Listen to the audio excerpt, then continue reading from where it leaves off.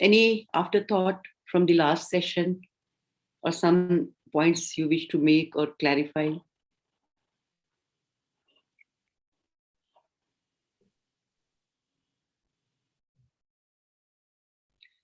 Viddu, unmute your device.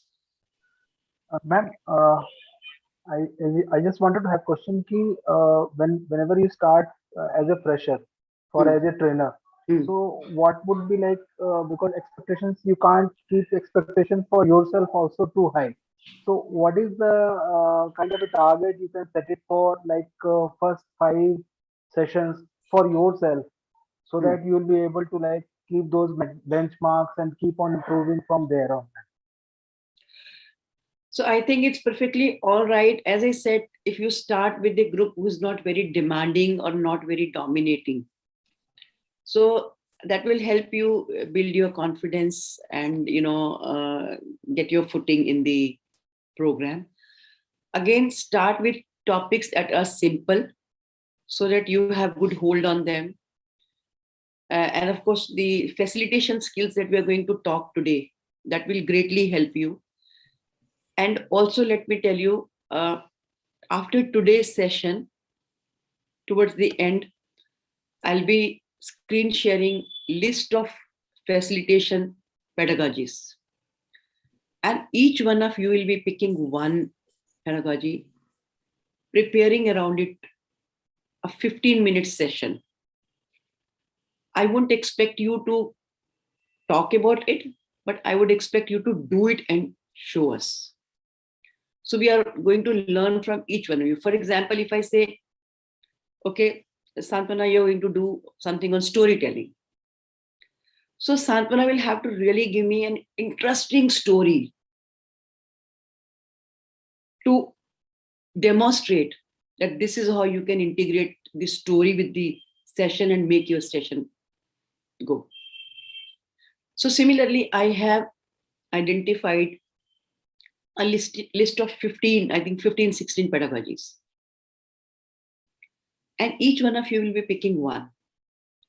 So we have 6 more sessions to go. And now from next session onwards, at the end, 30 minutes we are going to reserve for 2 demonstrations. So that way, each one of you will get a chance to, like, for example, Dr. Samira is excellent at role play. I'm sure she will be good at many other things, but I haven't seen.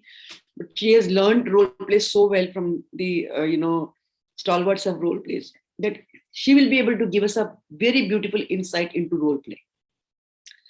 Maybe she'll ask her to do a role play for 2 minutes and she will facilitate and show you this is how you have to facilitate a role play.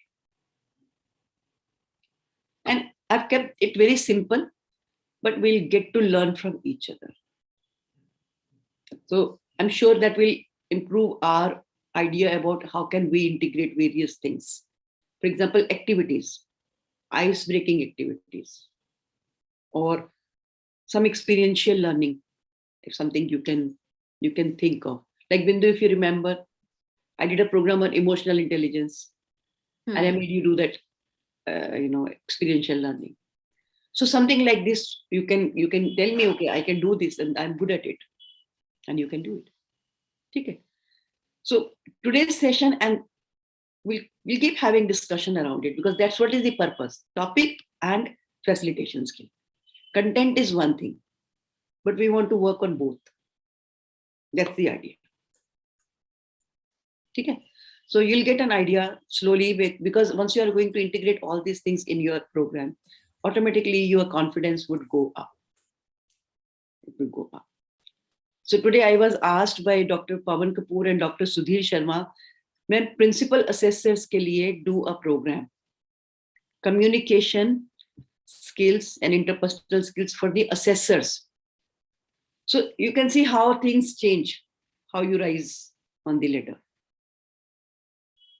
I mean, I couldn't have thought of this that they will ask me to do. They say in all our assessors program, we are going to integrate 2-hour session on communication and interpersonal skills for assessors because they are finding challenges in, assessors when they go for assessment, they are not in the right, they are not handling it in the right manner. So That is start with, very nice. That is very nice to hear, ma'am, because yeah. Even I we was used very happy and surprised, but they said nothing doing. We are going to have you in the conclave and also in our next facilitation program or in the next assessors program. So you can imagine yourself, in the time to come where you will be. You just need to take the first step. That's all. Okay. So not wasting much time, we'll quickly move towards facilitation skills. So my first question to you is, what is facilitation? uh, Playing a kind of a host Mm, media mm, where in which your thoughts mm, can integrate into the objective what you're thinking into to the mm. audience which is comfortable for them and get the message across. Okay. Okay, that's a good understanding. Beauty has written enabling someone to do something. Wonderful. I think that's what is the simplest and beautiful definition. You want to facilitate something. to act And on an agenda, ma'am. okay, to act on agenda. That's another good understanding. What do others say?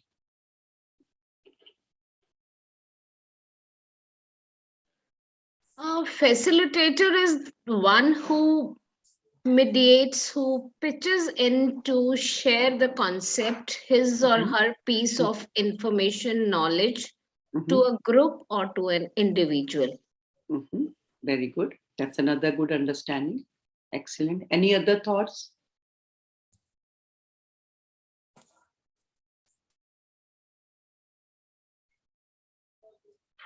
Uh, Another witty kind thing can be we Mm, generally say facility, and the mhm, facility can be a hospital or an institution, university, mm, and there can be the users, the students, the that group stakeholders, mhm, and mhm, here you come into the picture and you mhm. make those things moving into the needs of this society. That's it.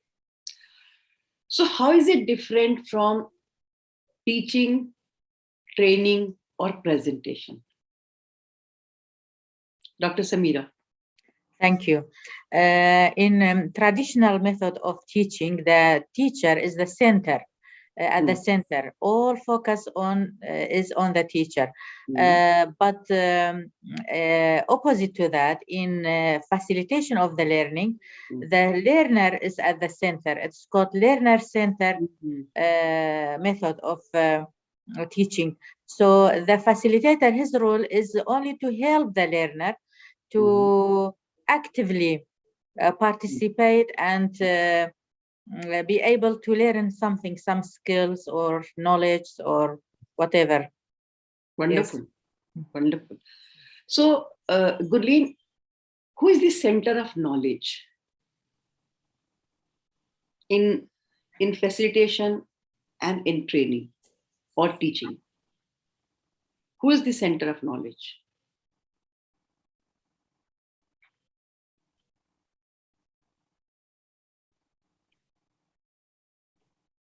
Unmute.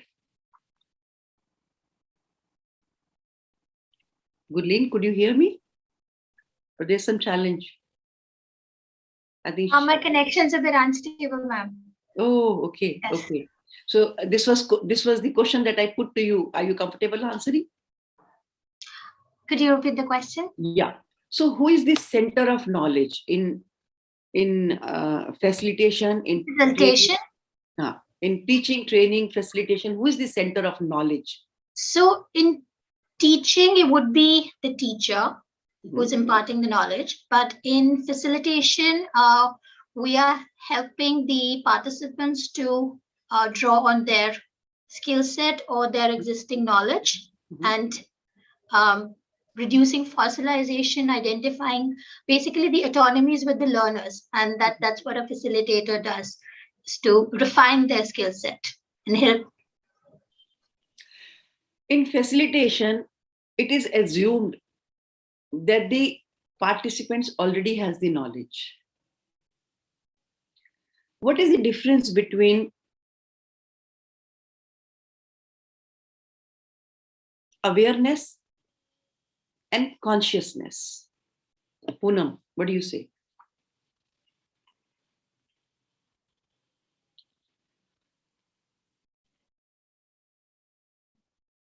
Awareness is just we are like we know something about it.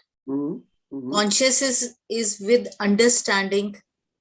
We know that things, same thing. Can you give me an example? Yeah, go ahead. We are aware of many things, but with understanding, if it is with understanding, then it becomes the like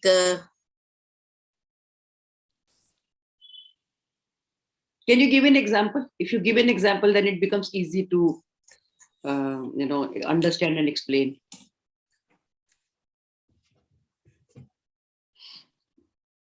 People are aware that COVID is going on, vaccination is required. They are aware that but still people are not coming forward. Wow, I think very good. Awareness is there with people. They are not conscious. They are not conscious that they should get it done, the vaccination. So that means, assuming that participants who come for your program, they know everything. What you're going to talk, they'll mostly be knowing everything. But are they using it? So awareness is knowledge. Consciousness is using that knowledge to your benefit. Are you using that knowledge? So the job of the facilitator here is bring the same thing from awareness to consciousness. So I normally tell when I start my session, I'm not going to teach you anything. You already know it. So what I'm going to do, probably like in your Almira, you have so many clothes lying up. I'll just open your Almira and take out a couple of clothes and tell you these are very nice. Put them in front, use them. And that's all. So whatever we talk to our participants or whatever sessions I'm doing with you, have I really added anything new to your knowledge? I just put things in order. That's all. Ma'am, another thing, it's a very beautiful example. Yeah. And we can think like, we can add on key, you have clothes in your Almira which we can forward. And also, along with that, as per your profession and your personality, which clothes are going to look beautiful on you? So true. So true. So true. So what you are doing now, first of all, you are decentralizing the power. So in facilitation, please remember, if you get into power game, it will fail because you're dealing with mostly with knowledgeable, educated, qualified, trained professionals mostly. So it's a very, very smart game you have to play very carefully. So learning the tactics of facilitation is very important. Understanding what will work. Because when I started my programs initially, the kind of, situations I faced, so that really made me think, where did I go wrong? What could I have done differently? And then when I changed my way of doing that, I found that worked well for me. Because we are so used to teaching and training pedagogies that we think that's the best way. Whatever you know, go and download your knowledge. Information download is not the idea. Everything is available on Google. Now there is nothing called secret. Earlier there was a secret. Teacher had all the knowledge. Trainer had all the knowledge. Today everything is available. So there is no disparity in the knowledge and the information. Everything is available. But how do you really put it across? That's the art of facilitation. So the difference between the teacher, trainer, and facilitation is you are a catalyst. Everything is right there. You are just making things work in a manner that it starts making sense to the audience. So I think today we are going to understand how do you really go about facilitating. And also, if I know my audience well, if I know their virtues and characteristics, then I can, plan my training or facilitation in a more effective manner. For example, the questionnaire that I gave you. So some of you may be wondering, why do I need to learn learning style? I'm not a student. I'm not into any class. So why do I need to learn learning style? So I gave you that questionnaire, first of all, you to know what is your learning style. That will help you to know yourself that, okay, my learning style is this, so this will help me to enhance my learning. And then this will also give you an idea. In a class of 20 or 30 participants, you will have variety of learners. Somebody is a visual learner, somebody is an auditory learner, somebody is a kinesthetic learner. And some people just jump into doing without thinking. So that means my program should have a good mix of all the things. I can't just serve the visual learners or the auditory learners. Now, if you see the lecture method is usually auditory delivery of the content. So there came the concept of audio visual aids. So we started having presentations and we started having that transparencies. If you remember 20 years, 30 years ago when we used to teach, we used to write on the transparency, put on the projector and show. Then we also had, small, those slides which will fit into the projector and show.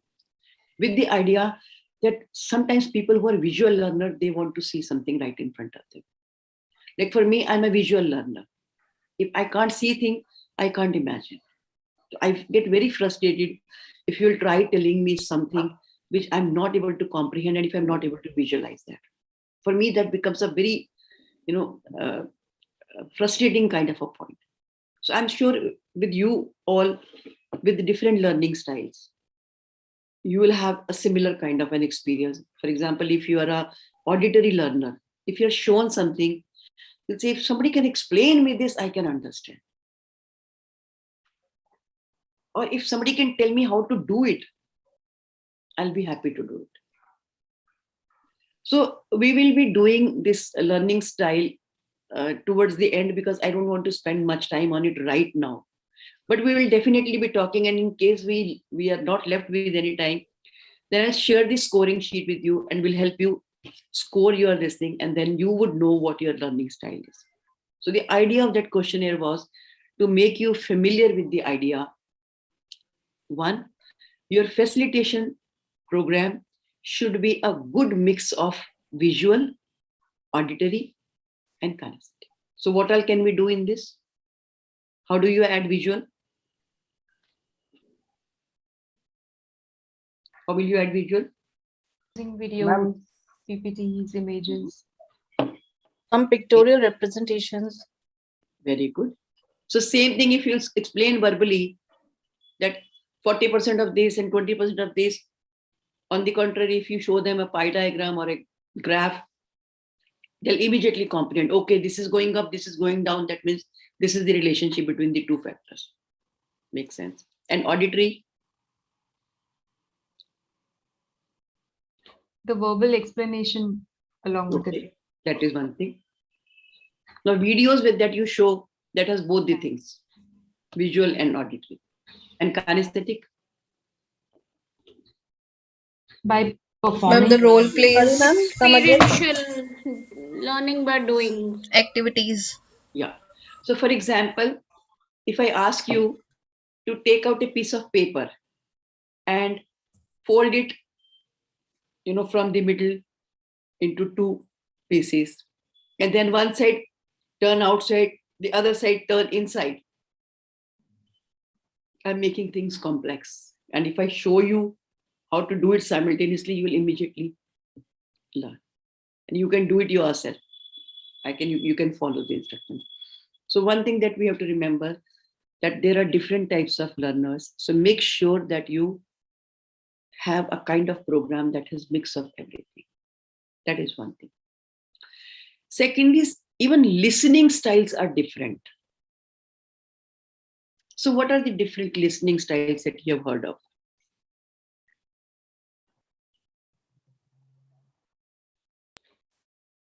Active listening, passive listening. Okay. Okay. There's one more which I'm not able to recall the word, but that means that the listener is also adding to the story and helping the narrator form the outline and form the So that is facilitation skill, rephrasing, paraphrasing. Paraphrasing, rephrasing. Okay.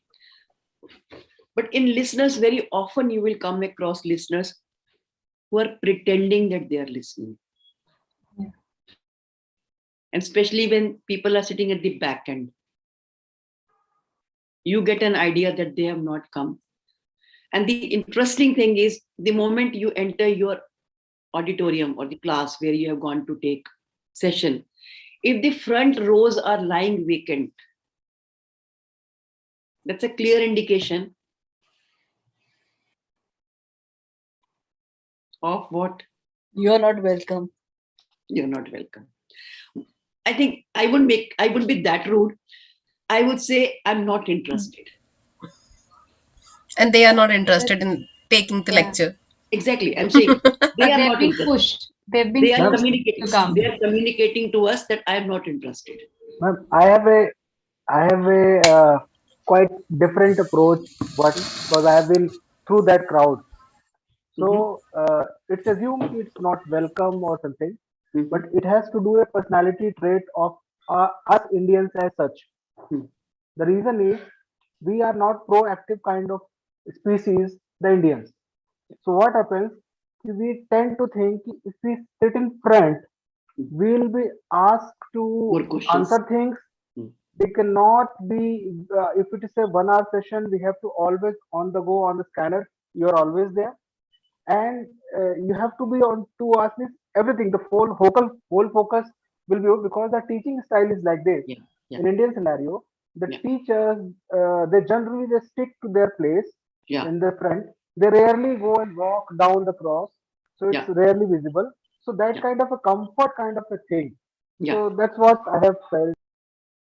Yeah, I completely agree with you. So again, somewhere there is no proactive desire to learn. Otherwise, if you will see in the classroom, in the school time, if you see bright students who have done their preparation, students who have done their homework, who have read their chapter, they'll be occupying the front seat and they'll be fight to sit there. Because they know they want to be in the limelight, they want to be in touch with the teacher, they want to answer all the questions, they want the teacher to know that I am a bright student. But the whole thing reverses when we become adults. And ma'am, another thing. In the school scenario, the parents will go to the school and teachers and want that their children should sit in the front benches. But when they turn into adults, they themselves will go into back. Exactly, that's what I'm saying. You, the moment they become adults, the whole thing, the process changes. So some of the participants will be pretending that they are listening, and you can make out that they are. If you will make eye contact with them, their eyes will be right on you. But what can you observe in that? How would you know that they are just pretending that they are listening? They'll be staring at you. Okay, that's one thing. Keep themselves right. They are actually listening, but they are not. So you will see a blank look. If you look at their eyes, you will see a blank look and a disconnect, which will clearly show you that they are just pretending that they are listening. Then there are people who would actually be ignoring completely, outright, not interested in listening. So they will be on phone, or they will be doing something, under the table, or doing some doodling or something, and you can make out that they are not interested in listening to you. Some of them will be selectively listening. So what is selective listening? And the topics of interest and where they think by listening to this, it can be beneficial in their career or monetarily or other things like that. Or Rest, maybe rest they won't. when they want to pick something that you have said, and they can fight over it or argue with you. Even that is possible. So the moment you will say something and they see that, okay, this is controversial, they'll pick that and they'll flare that up. You'll find very few people are attentive listener. Very few people are attentive listener. But the job of facilitator is to engage everyone. So if you are able to engage all their senses, chances are that they are going to get, ultimately engaged. So when we talk about the different types of, audience, we'll talk about how do you really engage these people. We'll be talking about it. Another thing that we have to, that concept that will help you, you can write down in your notebook, and that is in capital, you can write adult. Adult. Now, what is adult? A stand for awareness. So with adults, you will see that they are aware, but not conscious. Like the example Poonam has given just now. People know that there's a risk of COVID, but they're not conscious of how do you really prevent. Second thing is D. D is difference in learning styles that we have discussed, that everybody has a different learning style. And we know that we have to make sure that the program actually has, it integrates all the learning style. Third thing is very important. So all of you write with your right hand, except Santwana, I think. Yeah, I could make out that you're writing with your left hand. So write your name with the non-dominant hand. Try. Can you try?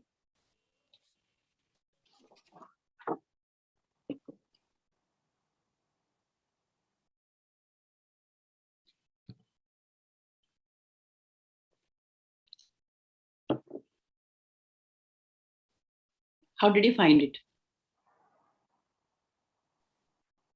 Unusual, uncomfortable. Unusual, uncomfortable. So when you are going to do something, you're going to tell them something new, they have to come out of their comfort zone. And it's not easy for them to come out of that comfort zone. So you will have to help them unlearn. So adult is you have to help them unlearn before they learn something new. So how can you help them unlearn? Any idea? To tell them to be yourself as a beginner, whatever you have trained. So now in this session, try to be learn from basic student. So don't consider yourself to that level. Come to basic, and then start again. Any other idea, Mayuri? Any idea? How can you help them unlearn? I mean, to my understanding, helping one to understand is to somehow tell them that what they know is irrational. Okay. Rationalizing what new you have to give would fill up that gap. Okay, that's one way. If you add to their knowledge, they will understand the disadvantage of doing what they are sticking to some myth. I think that is They're not helpful. Sticking to something which is not Unhelpful. a fact. Yeah, not a fact, or an unhelpful style of. Any other idea? Any other idea? Isha, any other idea you have? How do you help people unlearn? Ma'am, as Dr. Bindu said, that is what we practice in the therapy, that we work on the schemas and believe and challenge their negative automatic thoughts, and we unlearn them. Yeah. But how to really implement in a short span of time in a facilitation is a challenge. I really doubt. I have no clue. So one is, like you said, challenging. Second is ask them some tough questions in terms of what is the benefit of what you're doing. What are the consequences of what you're doing? What are the disadvantages of what you're doing? So in a very smart way, if you confront them with some very drastic information. For example, people who are into smoking. So when you show them a couple of videos of people who had been smokers or chain smoker and had developed oral cancer, and some of them died. If you remember, there used to be a video on TV we used to see that, and at the end they said that this person is no more now. So it's like a bank. So sometimes you have to use that kind of technique. So you have to really be innovative in making them understand why unlearning is important, because nobody wants to come out of comfort zone. But if you're able to help them see the reason why they need to unlearn, they will be able to take it. So with adults, I think this is one more thing that we have to ensure. Ma'am, in the sorry, Yeah. ma'am, to interrupt. In the clinical setup, so any kind of case study or that example, like from nurses or the doctors, what they practice and what they have to unlearn, so that will be more able to understand. Exactly. So, for example, I'm talking about this recent session I took at MAMC. So initially they were not very keen to do role plays. Some of them said, no, we don't want, we don't. I said, okay. Suppose if the patient wants to go Lama, do you think you can handle it? He said, no. I said, how will you feel if you're not able to handle that situation? Or in case if you have to, disclose medical error, do you think you are confident to handle it? So naturally they'll say no. I said, by mistake, if you have given wrong medicine or some other patient's medicine to this patient, and and now you have to inform your patient. So will you be able to handle that situation? He said no. I said, if you are practicing it here, it is safe zone. But if you are made to do in real life, it will be very. Then I asked, how will you feel? The feelings that they talked about, somebody said, I'll be ashamed. Somebody said, I'll be very, disappointed if I'm not able to do it effectively. So whatever, if you can help them see the consequences of not, unlearning, then they're more, prone to align with your strategy. And then L in the adult is they like to share their experience. So if you can make them speak about how do you feel, how did you feel, what did you do, how did you manage, they'll immediately get engaged. So a very good idea when you start your program, start your session is always start with, okay, how many of you have seen this? Would anybody like to share their experience? Okay, have you ever been a patient yourself? And trust me, I've seen my audience crying.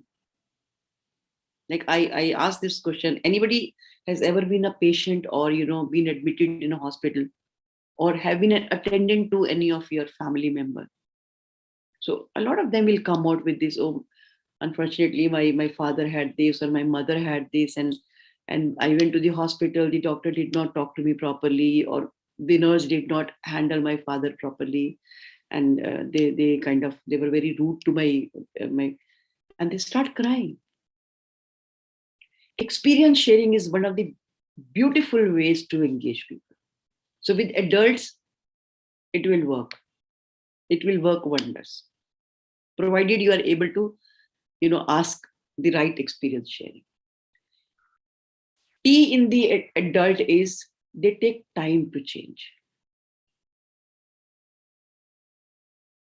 So how do you help them in saying it's okay? I'm not expecting you to change immediately. How do you help them? Somebody else. I know Dr. Hemant has a lot of, knowledge bank. Renuka, any idea? If a person says, I can't change, so how do you help that person? How do you make that person comfortable? Certain time frame can be suggested. Okay. That can be used to change, but individually everybody will have different time span to learn or unlearn. Any other idea? Not sure how it can be done in a day or two's program. Maybe in a counseling session it's different, but here we are talking of a training program, so I'm actually clueless on this. How do you sensitize him to understand कि उसको बदलना है, मतलब उसको change होना है? I'm not sure. So if a person says, I'm not able to do it, or I will not be able to do it, so I normally, Beauty, please go ahead. So first of all, empathizing with that person and not being insensitive towards him being open about his weaknesses or his uncomfort or discomfort. So letting the person know that it's absolutely okay. It's absolutely okay to feel that it is difficult. But then offering him help, him or her help, wherever they get stuck. Even offering to prepare a roadmap with him or her and giving him ideas on what can work, what cannot work, and stuff like that. So, but first, starting with empathy. Wonderful. Excellent. So please remember that change is a process. It's a journey and it's not an event. And when you help them see for any learning, there are 4 stages of learning. I normally give them this example and it really works for them. The first stage is unconscious incompetence. Till we had this session, we didn't know that there's a way to learn facilitation. Or there's a way to design a program. We were designing, we were facilitating, but we didn't know there's a set way to learn. How do you facilitate? How do you design? The second stage is conscious incompetence. Yes, I've come to know that there's a way to facilitate or there's a way to design a program. But I do not know. So this is conscious incompetence. The third stage is conscious competence. So now I have learned how to design a program, or I have learned how to facilitate a program. I think I'll be able to use this in my future programs. And the final stage of learning is unconscious competence. So slowly, when you will integrate these skills with your day-to-day programs and sessions, there will be a time when you will become pro at it. Stage 3 is most difficult. Conscious competence. Tell them it's not easy. It's difficult because we are in habit of using our old ways of doing nothing. So when you're learning a new skill, it takes time to learn.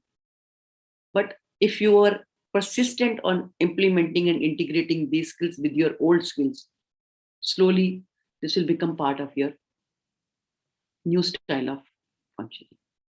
So I normally explain this with driving. So when we don't know driving, that's unconscious, incompetence. I didn't know that I didn't drive. I didn't know that I can't drive.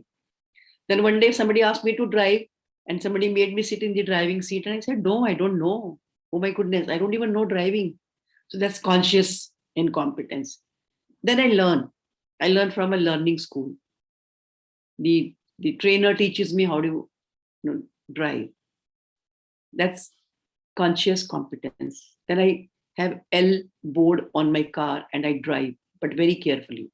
So when I'm driving, I'm very aware of my left foot, my right foot, my left hand, first gear, second gear, third gear, fourth gear.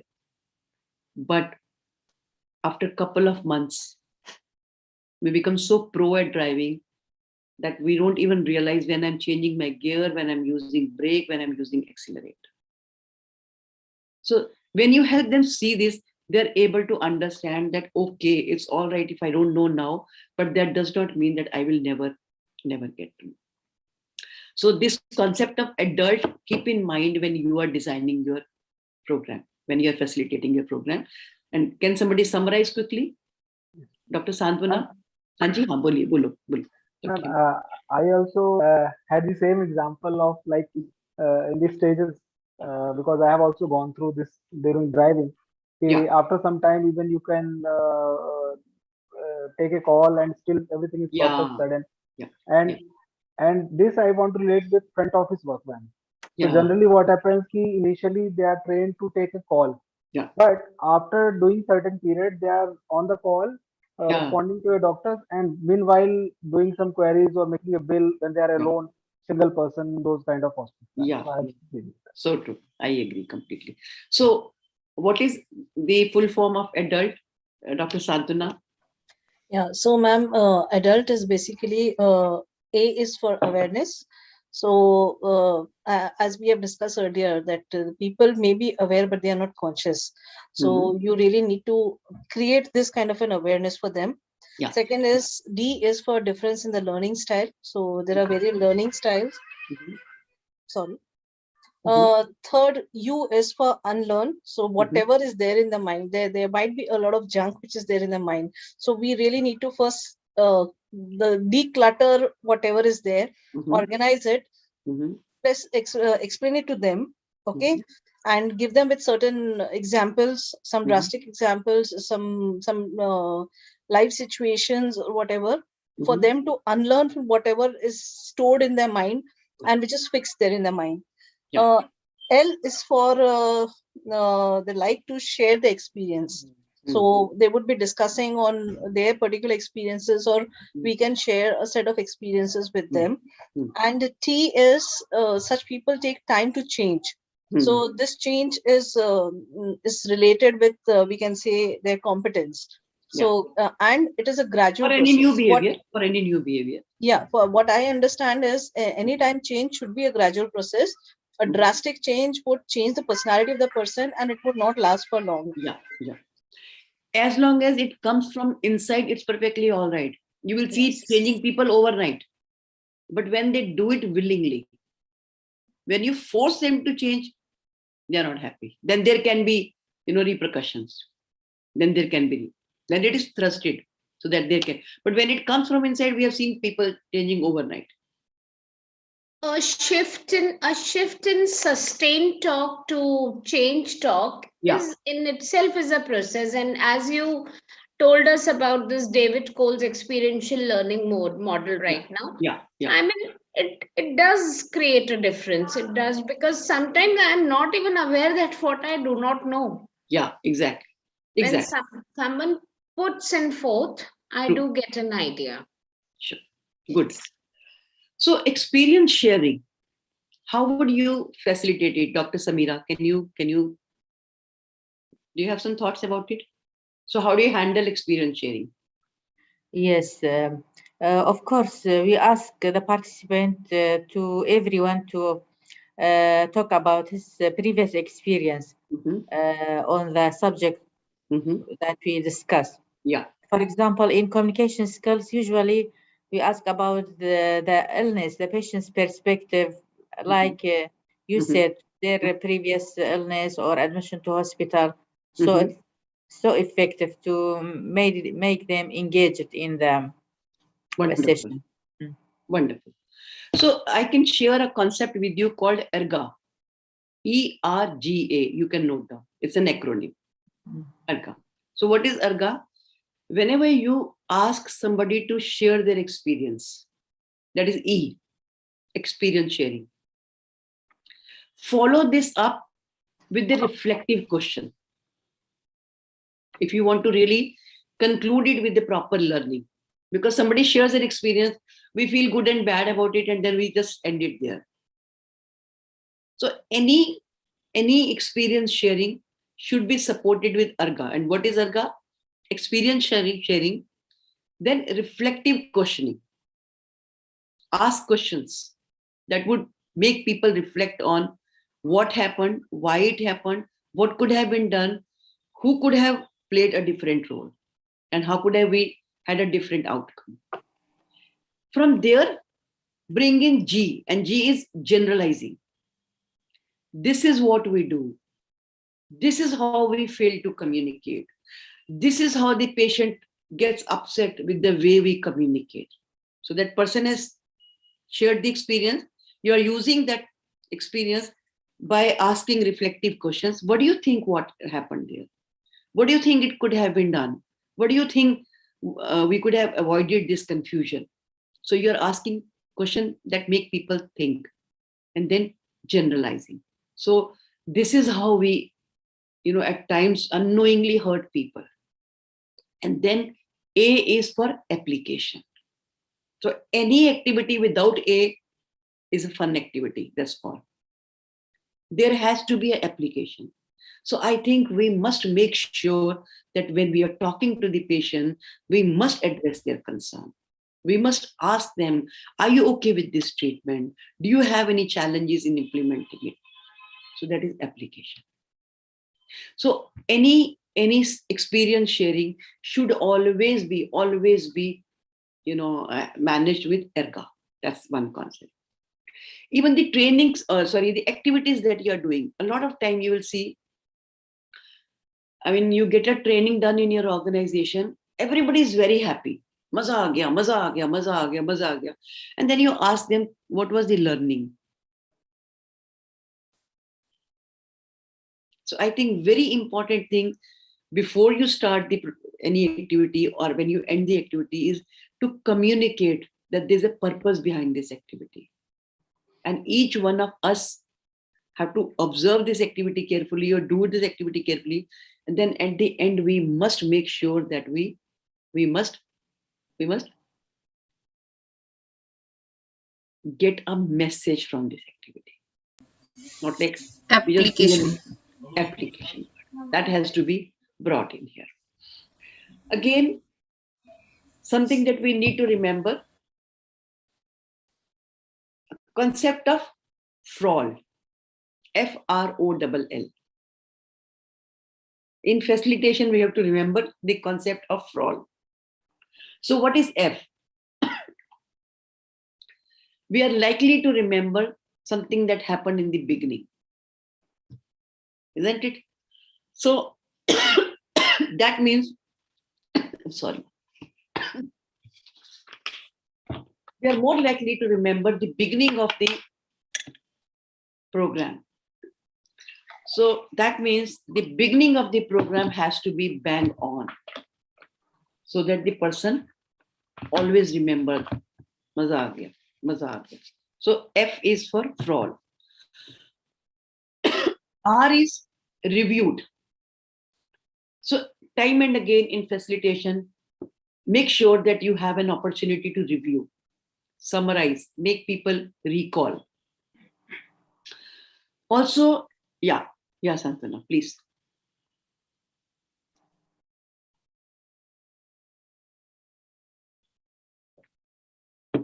You're not able to unmute?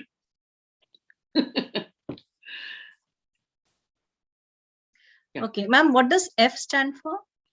First. First. F is first. So first impression, rather, I would put it first as impression, first message, first activity, how you begin. So we have to make sure that our beginning is really bang on. R is recall, review. So during your session, make sure that you review in some way so that they're able to build a link between what you are doing.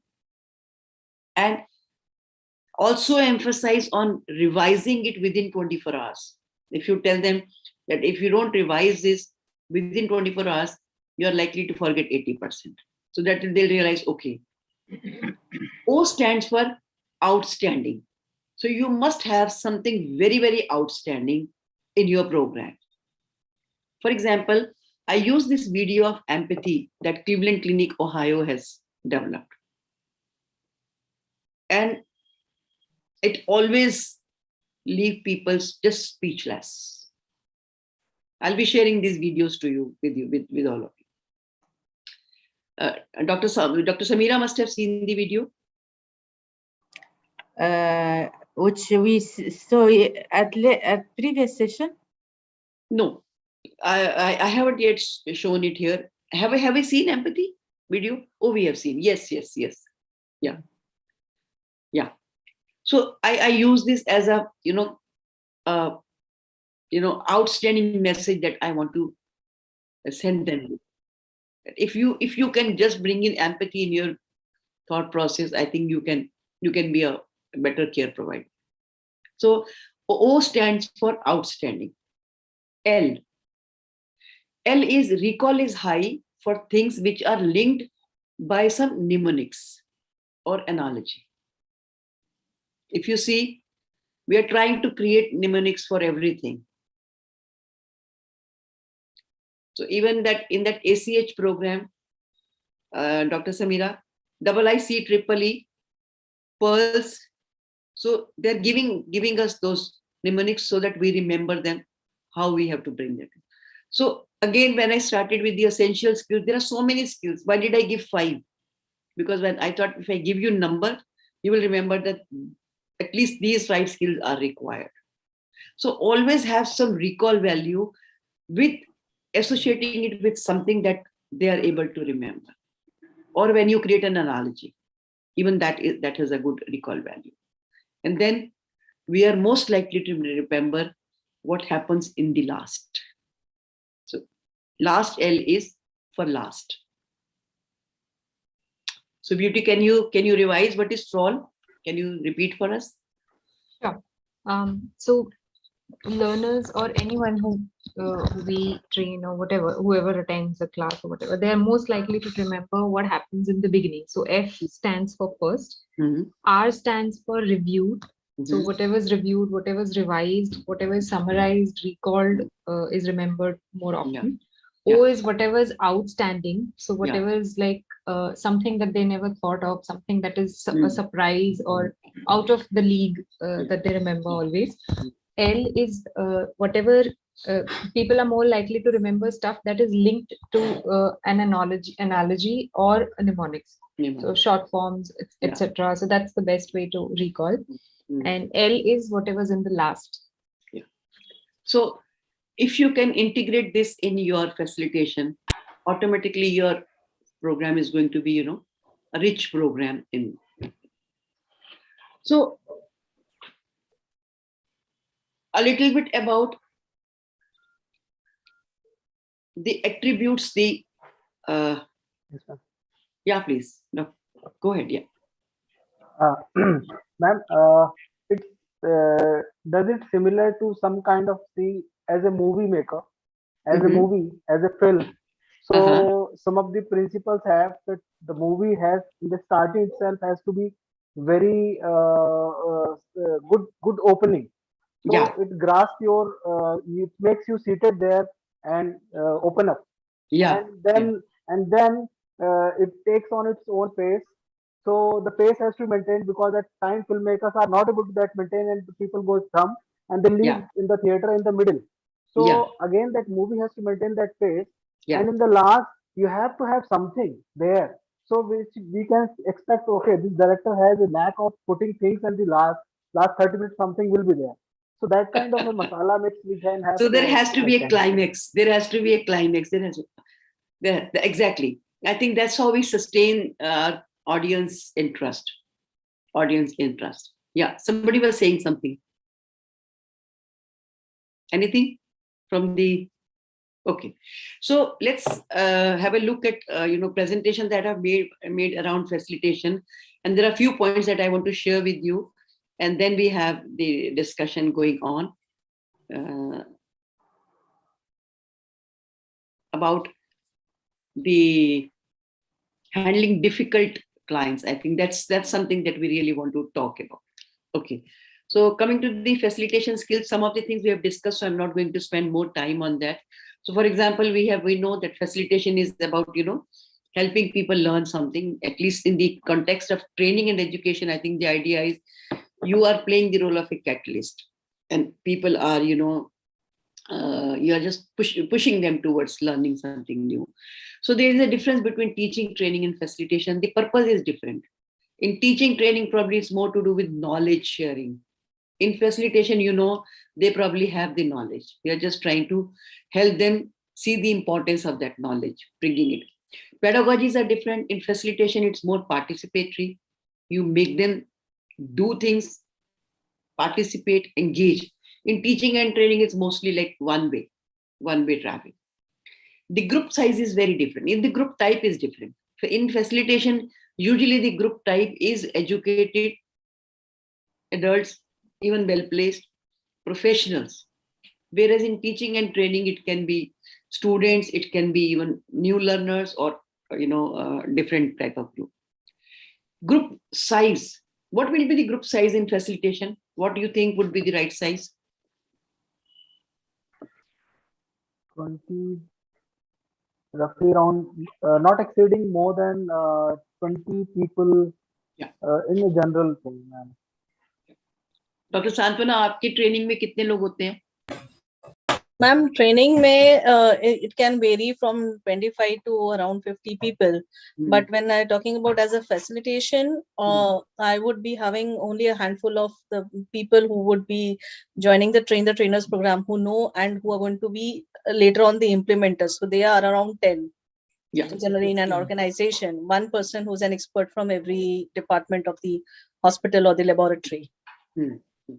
So similarly, so Dr. Samira, in your setup, like how many students do you have in the program, medical students program? Unfortunately, they are too much, 36. 36? I understand. Each group, yes. Each group. So, I was having a same challenge, like in MAMC, there are 250 students and we do 8 programs usually. So 8 means around 32 students in each class I would have. And I would usually have this challenge when we did role plays with them and divide them into 4 groups. So in the same group, there will be around 8 to 9 people in each group. So naturally, then couple of them will be participating and rest will be just sitting in the end. So from this time onwards, I completely changed it. Why I'm talking about this with you is sometimes it's not in our control to reduce the group size. But then how do you innovatively, in a new way, you engage them is I make them do the role play practice in pairs now. I don't make them do the role play in a group this thing. So initial skill building, that skill set 1, skill set 2, skill set 3, I make them practice in pair, and I would have one demo by them, one role play by them, and I'll give them a demo. Later on, for a couple of sessions, for example, patient going llama or uncooperative patient, updating the family, breaking bad news, there I would break them into 3 or 4 groups. No, 6 groups. 6 groups with 6 members in each group. And there they can play a role. Somebody can be patient's family member, and then somebody can be doctor on duty, nurse on duty, security guard. But I completely understand for facilitation program, I think the ideal is not more than 15. Not more than 15.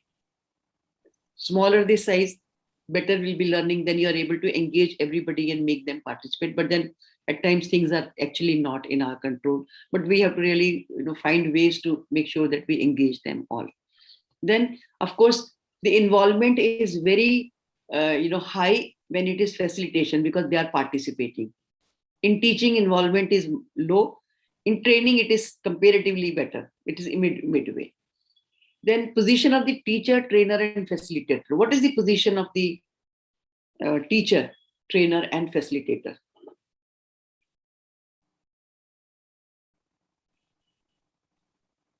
A teacher is generally there at wherever the board is, where the explanation needs to be done. The trainer generally keeps moving while the slides are being presented and discussing and all. But a facilitator is amongst the audience, involved into each and every activity, whether it is in groups or they are sitting on, I would say, in a row or whatever it is. But they are involved when they themselves go into the place where the all so they'll be with the audiences. group, moving around, Audiences, observing them. yes. Yes, involved with the audience. Yeah. So especially when they're doing the group activity, you would be with them and helping them actually do. And in case if they have any challenge, you will be kind of participating with them and helping them. And then telling. Ma'am, can I add on? Yeah, sure. Most welcome. Yeah, a position, as ma'am said, key in terms of physical position, that they are in the front and then the facilitator in the amongst the audience. But if I say the teacher, they have the higher authority because now they're teaching. But the facilitator have the almost the equal authority because the participants are aware about it. That's what we understand. Yeah, very true. I think I had both the things on my mind when I wrote this. That in terms of position, the facilitator is considering himself or herself equivalent to the audience, because you are just playing the role of a catalyst. So I normally say you are an engine, but you are the last one in the train.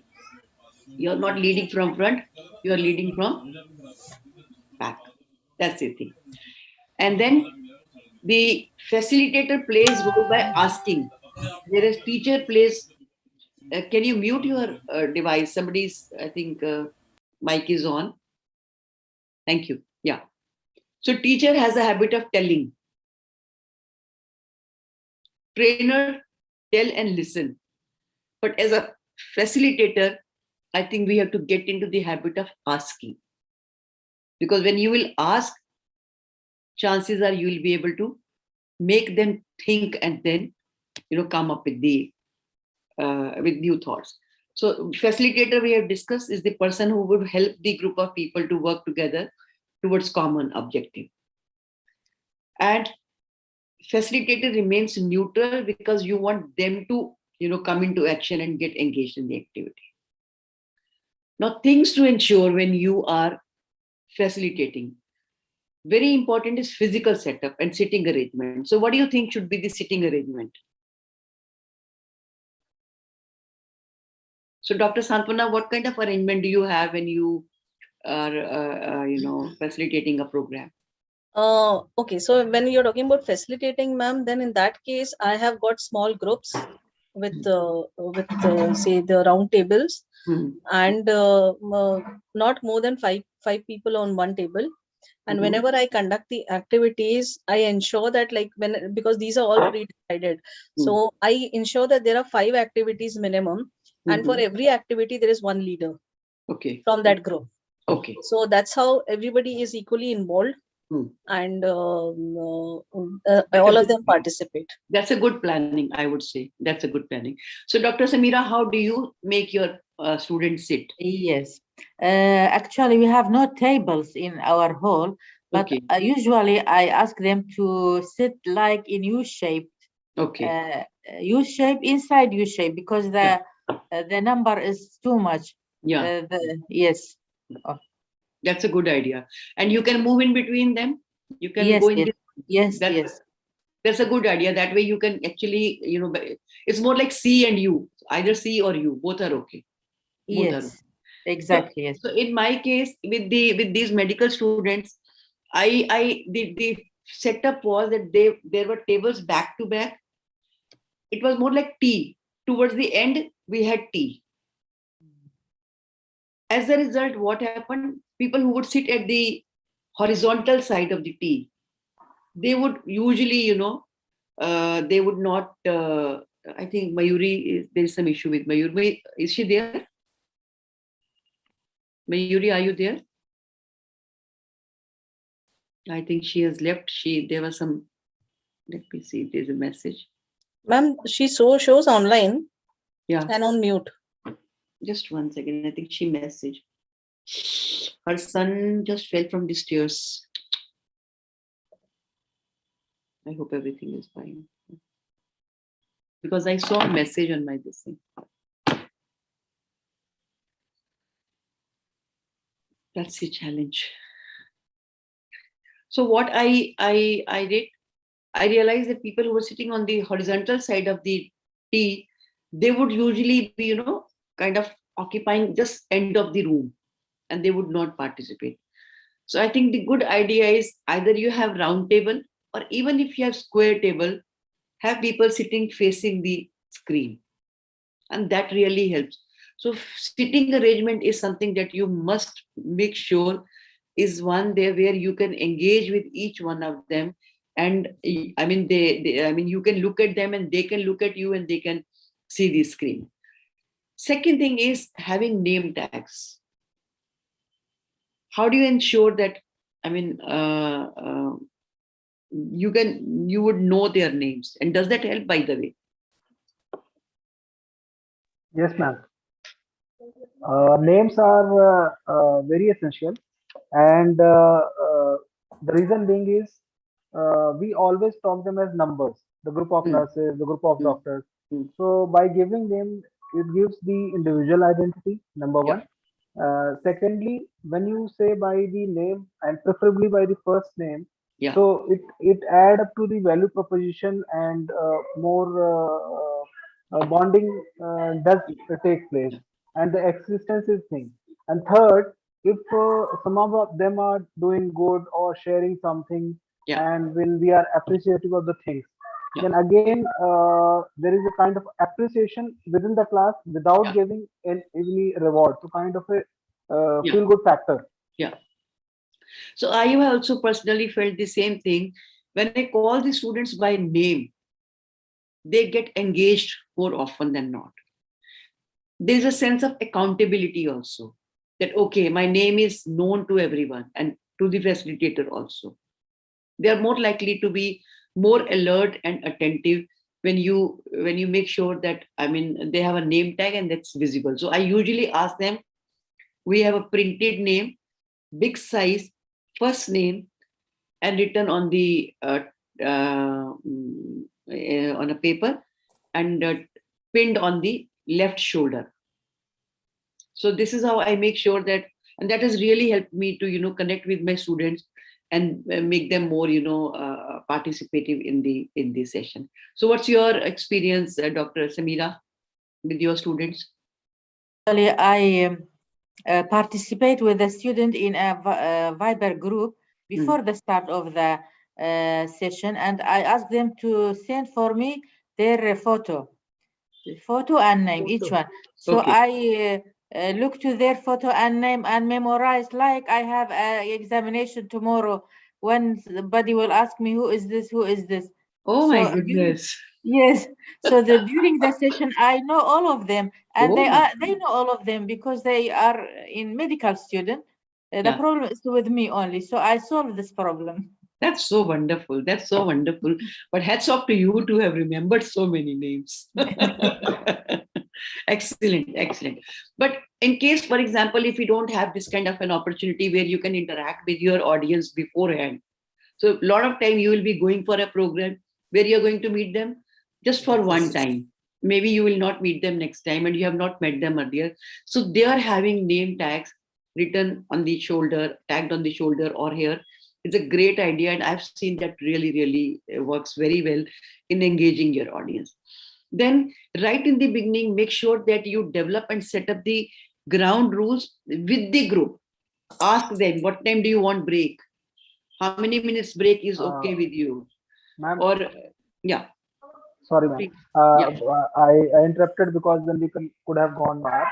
So one thing which while giving name, so when it is about like people who are heading institutions and very senior people, so then we could have a different knowledge, because at times people are not averse to at those levels putting their name, dean of a medical college, so put their name is like so in that scenario we could have something on the table. Exactly. That. That's a very good idea, because when you are dealing with senior cadre people, so there you can't ask them to, they may not feel good about it if you ask them to put a name tag. So good idea is to have a placard in front of them so that you know who they are. But usually it is people who are either at a different level. So there I think it helps to have the name tag. Thank you for pointing out. So similarly, make sure that you have some, ground rules well set right in the beginning. Like, for example, if you ask them what time do you want break, how many minutes break would you be really needing. Then also, when you also said that since there will be a discussion, so we got to allow everybody to participate, and we must give chance to others also to share their thoughts, and interrupting is not desirable, or don't use any language or foul ways to hurt somebody, or so these things you really really need to be ready with, and also ask them to set it and make it very very clear, because when you are handling a large group, then it becomes sometimes difficult to control this thing. So maintaining the decorum, respecting others' opinion, and not name calling or blaming each other is something that you really have to set right in the beginning. We have discussed this. Let's start the activity with start the session with an interesting activity or question. So automatically it will be engaging. So this is F of fraud that we have discussed already. Again, have multiple questions to generate interest. Sometimes you really, when you want to really cover what you are going to talk, so you will have different questions to bring their attention to different aspects of the program. But of course, you have to keep the time in mind. At times, the initial questioning takes away half an hour, so that's not a very good idea. No activity should take more than the time that it can contribute to your learning. So I have seen a couple of activities, they're very interesting, but they take away a lot of time, so I have actually stopped them. I prefer keeping multiple activities smaller for smaller duration, and rather than doing one long activity and occupying all the time. Again, where are we? Okay, so please, yeah, please. Yeah. Just to add on, because last year during lockdown, I was taking classes for low med skills and for some thing in Qatar. So when it was a smaller group on a virtual platform, it was easier to know one-to-one. I mean, here also we are like on a name basis first cases. But when it was a bigger classroom, on a virtual platform, because I think now that is also going to be a mode of facilitation. What do you advise, ma'am? Like, how do we get to know the students, like get to know the participants? On a screen, on a full-size screen, 25 logins can be seen. You can see 25 people with their camera on. Okay. So tell them very clearly that it's always good to have less than 25 people. Okay. Because I remember recently Center for Sight asked me for a program. So they had 56 participants. I told them, I said, I will not be able to engage with them, because if I can't see the screen, and if they are not interacting, I mean, I can't be changing the screen every now and then. No? Yes. But they said, it's all right, we are used to it. I said, it's your choice. But it's good to clearly tell them that if you cannot have their cameras on, if you cannot see them, then engaging online becomes more difficult. So better to limit, if have an option to limit the participants. Assert, if you can tell them the benefits, I think they will agree. They will understand your point of view. Yeah.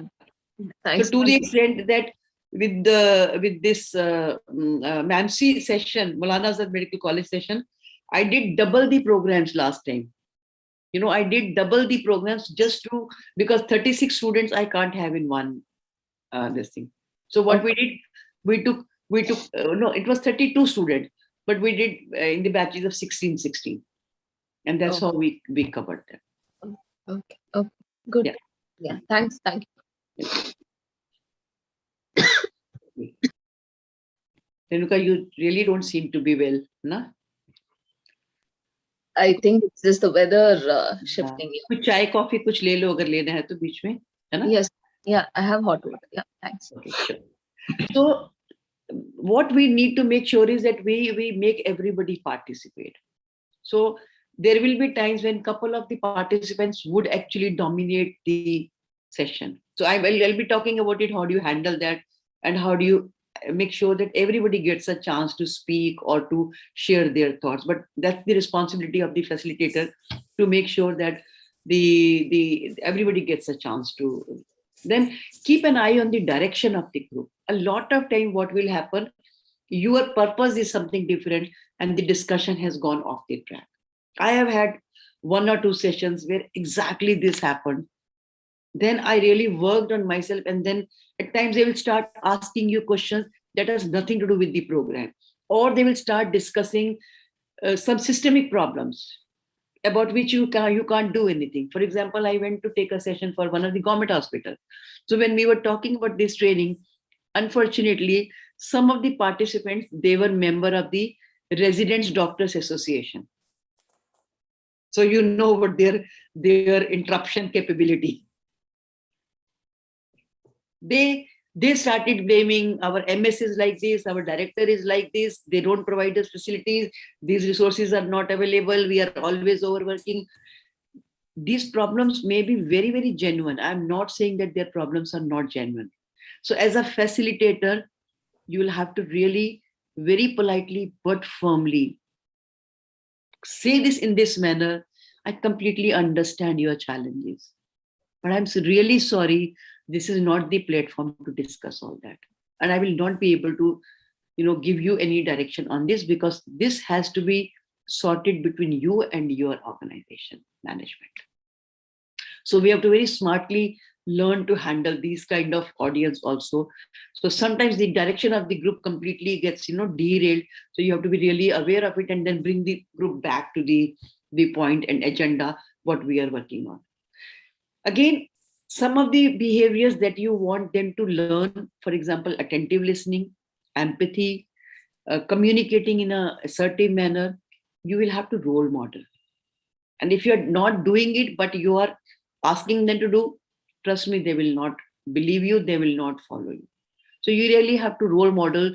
If you say value time, then you have to show how you value time. When you say don't interrupt, then you have to actually practice don't interrupt.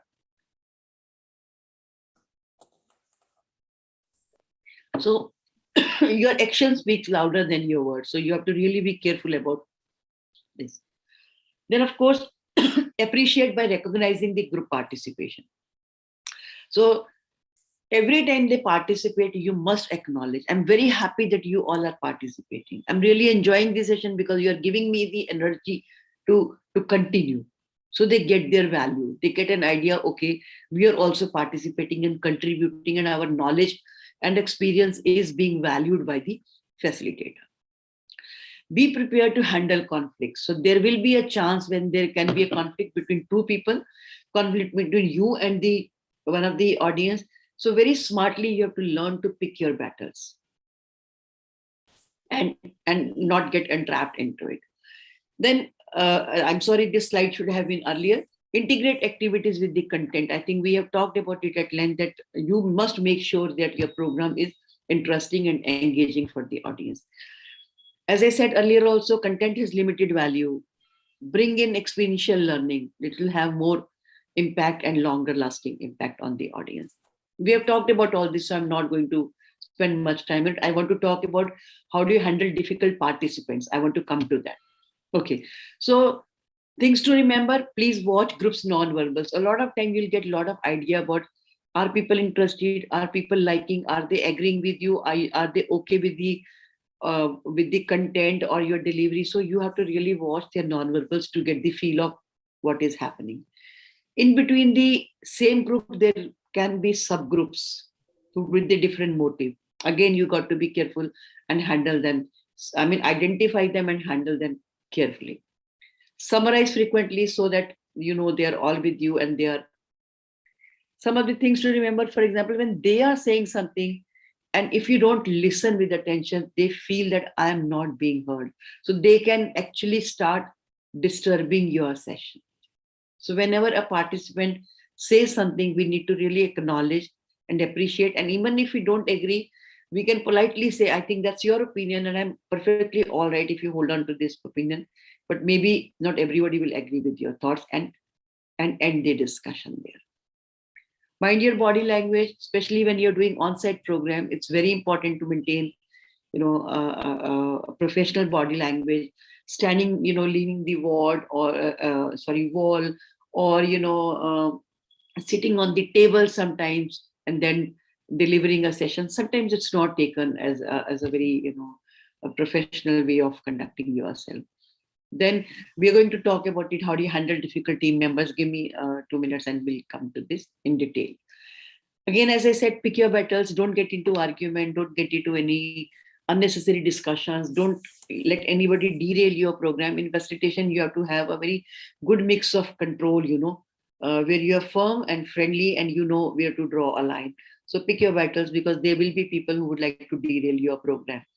I think enthusiasm and commitment is something that is really, really, very important. So anywhere, if your enthusiasm and commitment goes down, it completely, brings the value of your program. So throughout this session, you got to maintain the commitment and enthusiasm of this session. Okay, sorry, I think we have come down to helpful. This is a different thing I'm talking about. Helpful personal attributes of a facilitator. I think this is something we really need to, create in us and work on us. So what is going to help you in becoming an effective facilitator is your enthusiasm and commitment. So it's, it's infectious. If you are enthusiastic, if you can show commitment, automatically others would follow you. Then cognitive and behavioral flexibility. What is it? Can somebody explain to me? What do we mean by cognitive and behavioral flexibility? I mean, a facilitator is somehow prepared for the content for the activity. But Okay. as and when, if the situation changes, if the participants, their response is different from their expectation, there has to be a flexibility in the facilitator to change his line of thought and behave accordingly. Flow with the flow. Yeah. So you need to also have a backup plan. You really need to have a kind of a knowledge bank behind you. In case if this is not working, what else can I do to make this work? So you can't say, I've come up with my plan and I'm going to deliver it, whether you like it or not, whether you take it or not. I have only this much to share with you. I'm sorry, people will not be happy with you. So in case if you are going to do an activity and you ask how many of you have done this activity, and most of the people raise their hand and say, oh, we have done it. So you really need to have a second, idea. How do I, talk about the same topic in a different manner, or introduce in a different manner. And cognitively also, if you're flexible, your chances of having a good control on the program are higher. Personal awareness, your own, habits or your own deficiencies, your temperament, your tendency to lose patience or tendency to become aggressive or argumentative is something that you need to be aware of. And you need to be mindful, because at times we indulge into something like this and later on we regret. So one needs to be really, aware of their own, deficiencies or their own lacunas. Cultural awareness. So a lot of time you will be delivering a session for a very different set of people. So what are their cultural values? What is being practiced there? If you know, that will help you to make sure that you don't hurt anybody's cultural values, and you respect them, and you are, keeping it a safe thing. Again, patience is something that you really need to have, because maybe sometimes when you start a session, it may not really pick up immediately, or people may not immediately align with you. So for couple of few minutes, like 10, 15, 20 minutes, you really need to have patience and, continue delivering your content, and make sure, engage people with you, and don't get impatient or worried that, oh, I'm losing control on the program. Then tolerance to ambiguity. A lot of time, even during this session, there can be, certain amount of ambiguity, and there can be certain amount of, conflict. So do not become impatient or disheartened or disappointed with the ambiguity. So you really need to develop that tolerance. This is something that Dr. Hemant, that you were saying, that in the beginning, where do I keep my temperament, or where do I keep my benchmark? So initially, if 70% of the session has gone well, it's perfectly all right. If 70% of the people have said, oh, it was a good program, if they've given you good verbal feedback, good written feedback, I think it's good to go. Yes, slowly when you become more pro at it, then you would expect more people to align with you, and you would like to have a program that fits well with most of the people. But I think initially there can be a situation where you're not really able to strike a chord with everybody, and that's perfectly all right. Of course, interpersonal sensitivity and relationship, I think this is something every facilitator need to have a good control on. A lot of time you will see people have a lot of knowledge, but they lack this interpersonal sensitivity and relation, and they are not able to build rapport with their audience, and they turn out to be a failure. So this is something every facilitator must be really good at. So emotional intelligence, interpersonal skills, building rapport, aligning with people, that's something very important. Then tolerance to differences also. There will be differences. People may not agree with you. I mean, if you say it's perfectly all right, I'm not asking you to agree with my opinion. It's your choice, and you can end it there. And don't become upset about it that people are not agreeing with me. There will be more opportunities when people will outright say, I don't agree with you. And then you say, it's all right. I'm not forcing you to agree with me. That's what is my thought process or my opinion. Hanji, so I generally put up initially only, after a few minutes, is that we all agree to disagree. So let's, whenever there is such a situation, so we will amicably resolve it. Exactly. And generally this happens, especially when you are dealing up with the leaders of. Exactly. Very true. I agree completely. Dr. Hemant, you wanted to say something. Please go ahead. Yeah. Ma'am, before going for the session or that matter, we have to do our homework. So what kind of clientele? If you are going to a South Delhi kind of clientele, get ready that they'll be very knowledgeable, but they will be after you when you fumble a little or a knowledge here and there or in the value system. Or you are going to get to kind of a rural belt or Faridabad or that kind of area.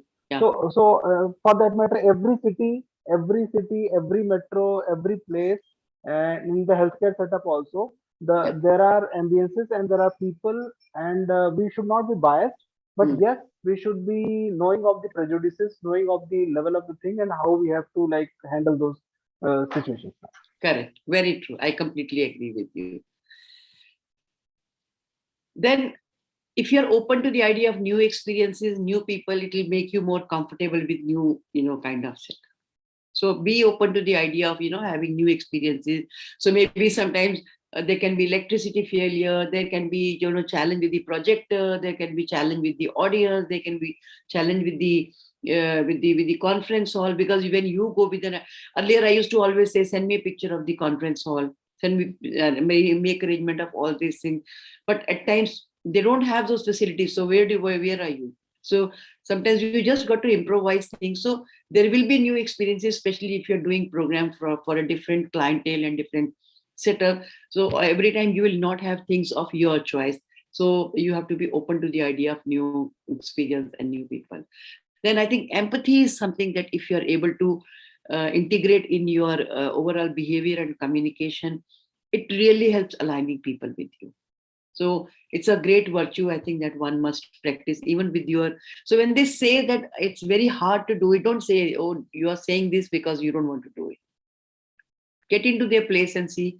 It actually may be very challenging to, when they say we are overworked or we have, we are always, boggled by number. So genuinely, it could be a very genuine problem for them. And then honesty. Don't fake.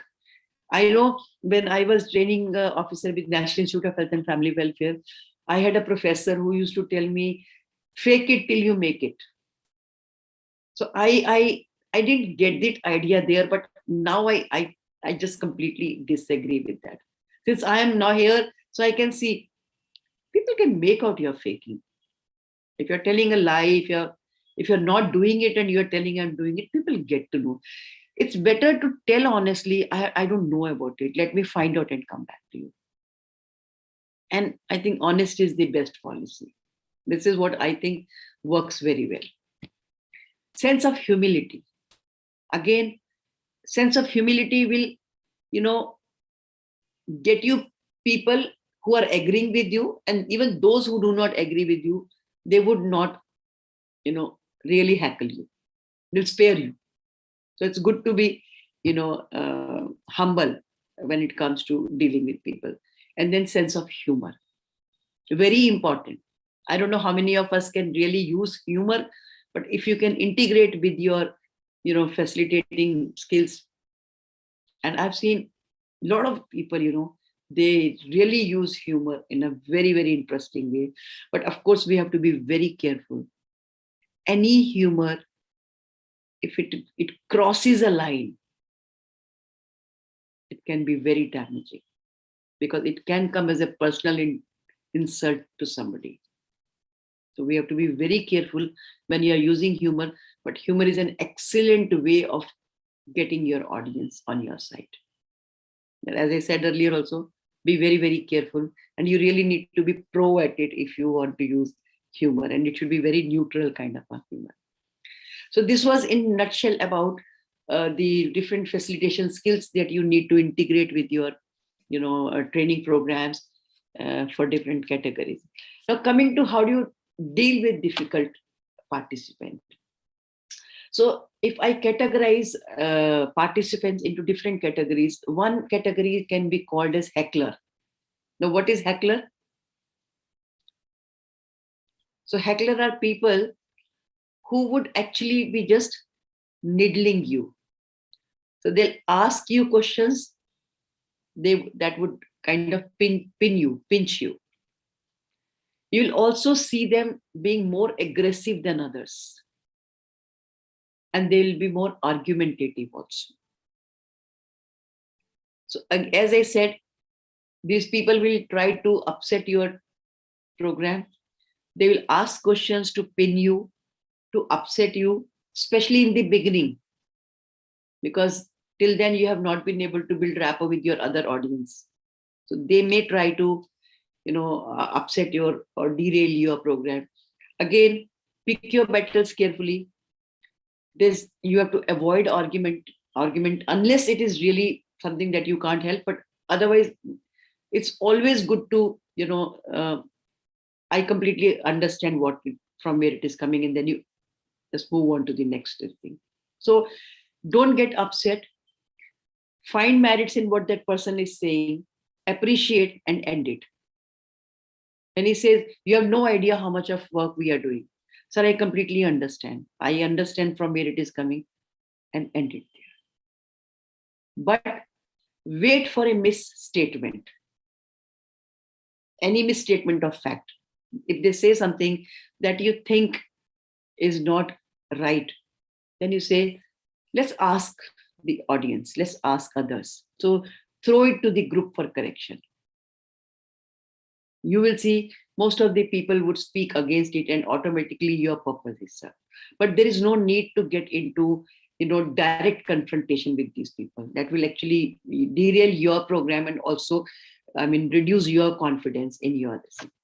Then you will also have participants who are, talkers, or they know all. Now, how do you deal with them? You will have very knowledgeable audience. How will you deal with them?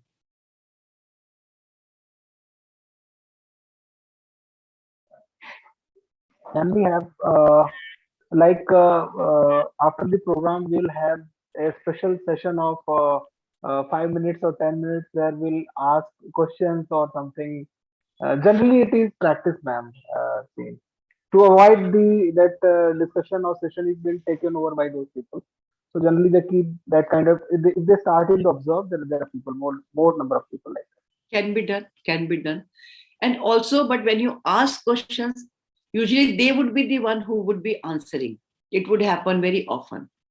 So there it will become very challenging for you to make sure that everybody participates. So how would you handle this situation?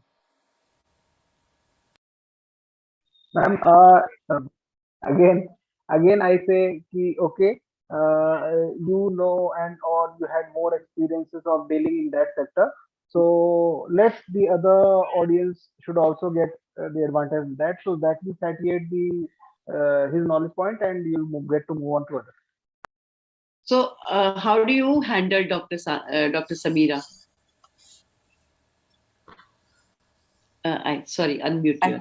I will appreciate his participation. I will say, it's my pleasure because you are so interested. You have many information, and we want also to listen to the other participants.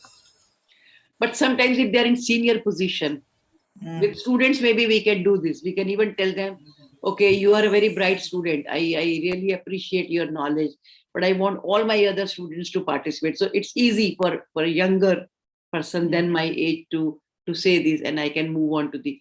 But when you're dealing with senior cadre people, they're probably saying this may not be very easy.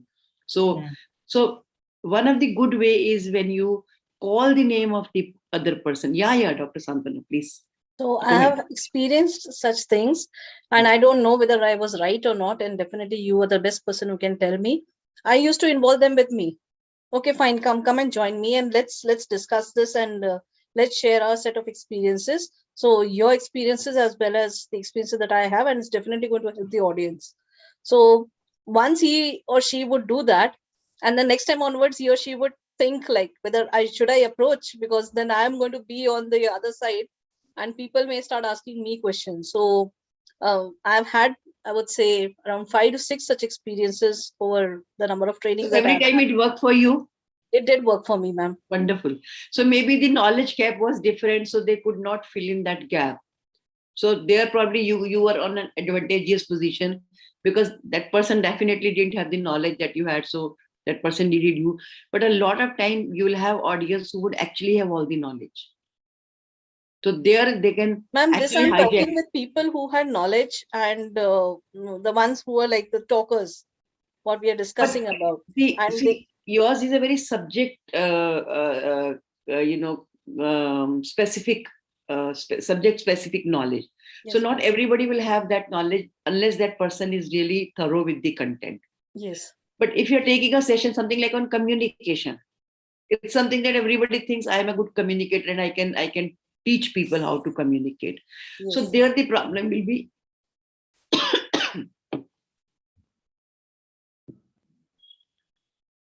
excuse me. So there the problem will be that there's a risk that they can hijack your program and your program can get derailed. I'll give you an example. Calgary Cambridge Guide I teach to my student. Earlier I had kept it this way that I would be covering the basic communication skill program, developing communication competency, and Calgary Cambridge will be taught by the faculty. What happened? I saw a couple of times their explanation of the item was absolutely opposite of what was being said in this slide, and I felt this is not done. I mean they're teaching the wrong side of Calgary Cambridge Guide. So you got to be really careful when you hand over something like this to them. And in case maybe in your case you could manage it well and you didn't have an experience where they derailed your program, or they actually completely did the reverse of what you wanted to. So you really have to be careful. But yes, I completely agree. So you acknowledge their knowledge and their this thing. It's a good idea to call others by name and ask them to respond. In a on-site program, in case if there is somebody who is really disturbing by giving a lot of answers, then maybe you need to stand a little away from that person. Avoid eye contact, because usually when you are looking at a person, that person is more likely to answer you. So you'll have to actually avoid eye contact. Otherwise that person would always be ready, because naturally if a person is knowledgeable, that person would feel like sharing their knowledge. How else can we handle? How else can we handle? Dr. Samira, what do you say? We can start from the left, from opposite side to who that person is sitting. For example, he's on the right side. Right. We always begin from the left side. So again, you are in a way very smartly avoiding that person and you are interacting with the other person. So true, so true. So Gurleen, any idea how do you facilitate your program, because you are also facilitating? One, ma'am, I think it's important to project yourself as a subject matter expert. I think that confidence has to be portrayed, right? But something that I use is nomination, like you said, and it helps. There can be, I mean, as long as you're representing what you're teaching accurately, and if there's a difference of opinion, what I do is I nominate and I ask participants to cast their votes, and then sometimes that helps a lot. More often than not, the point, as long as we've researched the topic well and we're confident of what we're saying, the participants would eventually make a compelling point. Yes. True. Very true. You know, another good way is ask a tough question to that participant. So if you're a subject expert, I'm sure there will be a couple of things that, I mean, no matter how much ever experience one person is, he or she would not have the idea. So sometimes asking even a tough question would help in, please. Ma'am, I had just experienced. So in my school days, I was called, there is, on Teachers' Day, you are given to act as a teacher. So on that day, I went and I was pretty good at Hindi, so I went and to become a Hindi teacher and went into a class. That was my first interaction with the audience. What we say, and the class students of class 10, they started trying to, like, same what you say, heckle, trying to hijack the class something. And then instantly, I asked the question, who is all among the brightest of you all? So the 2-3 people, they stand up, they are the brightest of them all. So I said, I'll have a question which you should answer. So I asked them to, like, repeat from saying the vocabulary ka to anga, the basic of this thing. And they never expected this question. And we never practiced. And trust me, ma'am, the 2 people who said were not able to say full line of that basic thing. And that took the call, they sat down. And then I took the whole class and it all went well.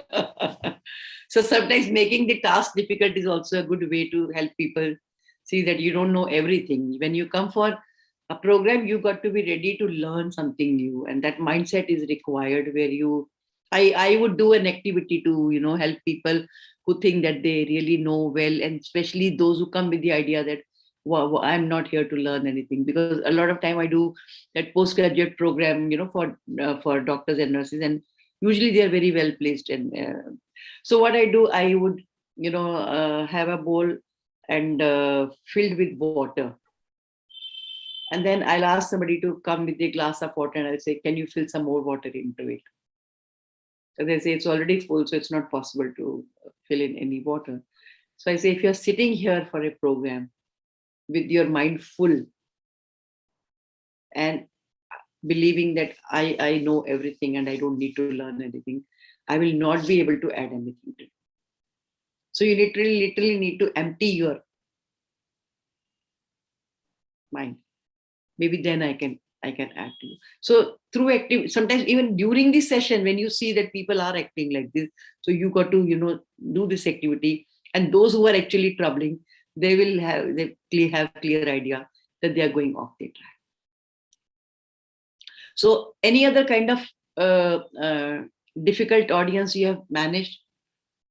Can you recollect any other kind of people who disturb, people who answer a lot, people who would ask silly questions to again upset you and to pin you and you will also have people, especially in medical college, sometimes there will be 2-3 students who would just whisper something and everybody would laugh, and you don't know what is the issue. So probably there you need to put your foot down and tell in a firm way that it's all right to laugh, because we learn better when we are happy and cheerful.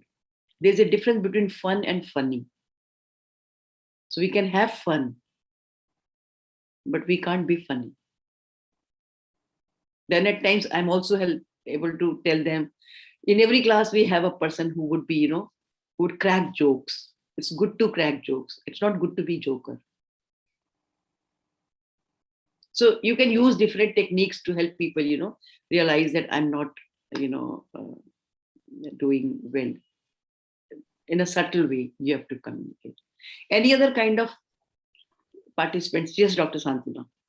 Ma'am, I find the other participants somewhat manageable, but the participants who do not respond or who are silent are the most difficult ones for me.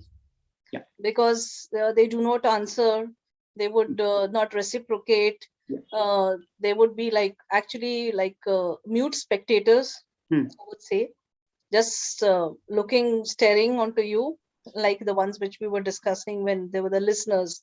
So and we are confused.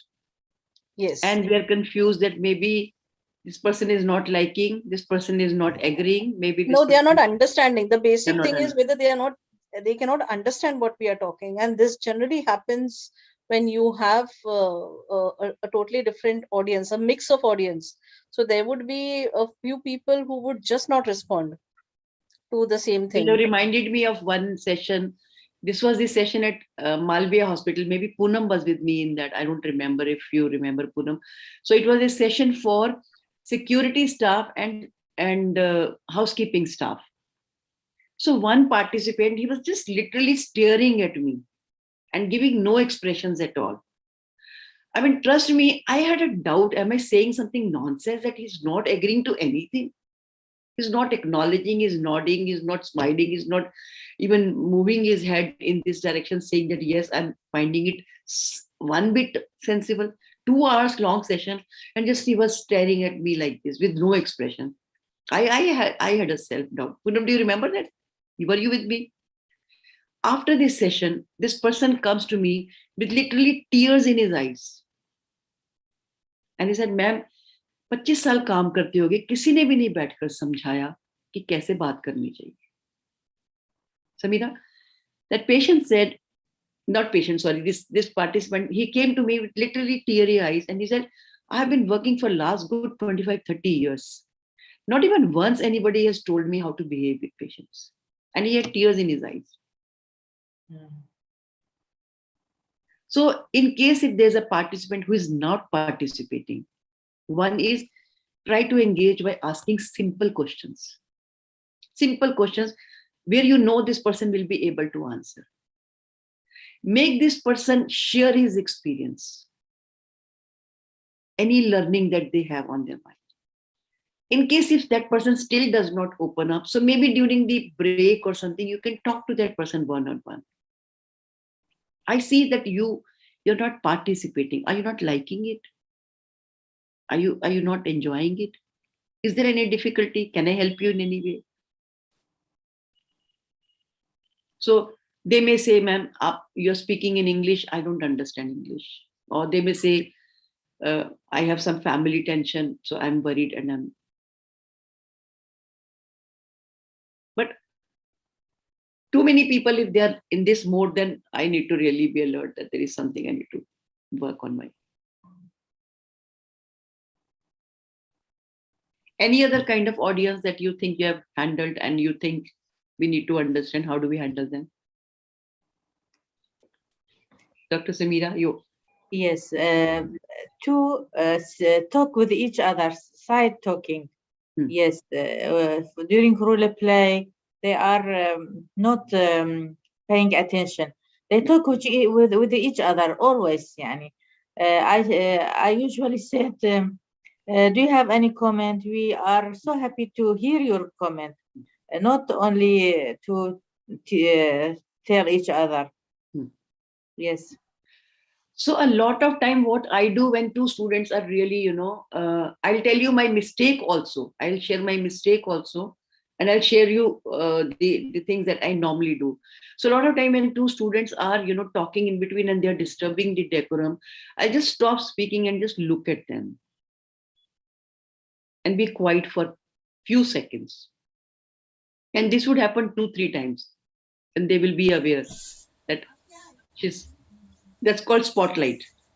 Spotlight. That's one way. Second is, if you don't want to disturb the session, and just go and put a hand on their shoulder and say, please maintain the decorum of the class. Also, sometimes if you can tell them, say, I don't carry any notes with me. So if you are talking in between, I get distracted. So I request you not to do anything because I will forget what I have to tell you. And all that has to be in a polite way. In one of the recent programs, the mistake I did was there were two of them, they were really giggling and talking and they were, disturbing a lot. I made them sit separately at two different places. I said, you get up from there and go and sit here. And actually, they were quite well placed in the system. So they were upset and they went and talked to the management about what I did with them. And they disturbed the future programs. I've shared with you my usual ways, and sometimes when you get really, sometimes you don't realize the consequences. And yeah, please. So, ma'am, generally what I do when there are a group of hospitals, there are different people who are coming from different setups, and there are more than two people from one organization. I generally, initially only, whenever I'm making these groups and allotting them spaces and all, what I do is like number 1, 2, 3, 4, because I know they are all going to sit in a group. So I start giving them the numbers and then say all the ones come here, 2s come here, 3s come here, and 4s come here, and then you all understand each other already 5 minutes. So that way, it initially at the very initial phase itself, it helps me a lot. I do this when I'm doing with the medical students. So I have 2 rows of table. So I start one from here and one from the other end. So count 1, count 2, count 3, count 4. So automatically they will be in pairs, because I make them do role plays now in pairs. Earlier I used to make them do in groups, but then I saw that in group 2, 3, if it's a group of say 7, 8 people, 2, 3 will really, do very well. Rest will be just, killing time and not really participating. So for the last couple of sessions, I have started just, making them pair, and that's really working well. And they really, get engaged and they participate. This is what I'm doing with them. Beauty, you wanted to say something. Sorry, I remembered one incident from one of the training that I was taking for a medical diagnostic company, and they were very senior sales managers actually, and there were quite a few senior managers also, and one of the senior manager was very adamant on his belief that whatever they are already doing in terms of communication, they already are right, and they are getting sales and they are benefiting the organization. So whatever I had to say was all bullshit. So he tried to push it on to me by saying that whatever I'm saying is irrelevant and whatever he believes is all working fine with him. So then I asked him, how do you know if this is working fine with you? Just getting sales is not enough. Have you done a study? Have you noticed their verbals when you use your sentences, when you open your communication? Have you noticed any changes in their non-verbals? Have you noticed any changes in the tone? So that's how, when I got into that mode, he was kind of, then he was quiet for the rest of the session. I completely understand. I think that's what is, if you have good control on your subject knowledge and your facilitation skills, these are all difficult situations you can comfortably sail through. I think I shared last time also that in one of the program, it was a retired consultant of a medical college who was sitting, in one of the session, and there were assistant professors, associate professors. I mean, there were good 40, 45 doctors who were attending the program. And this doctor was quite senior, like almost like must be 65 or something. And he commented on my title of the program, Essential Communication Skills in Healthcare Industry. He said, you can't call healthcare as industry. Had it been any other time, I would have fought my tooth and nail with him and proved why can we call it industry? But I said, what nonsense. I said, what a wonderful feedback, sir. I'll take care. Thank you so much. You have given me a good idea. I'll change it.